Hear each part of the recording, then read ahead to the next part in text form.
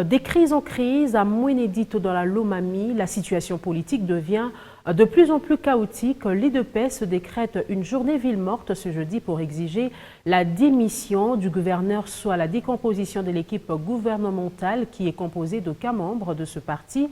Cette situation est l'œuvre de la publication du gouvernement provincial.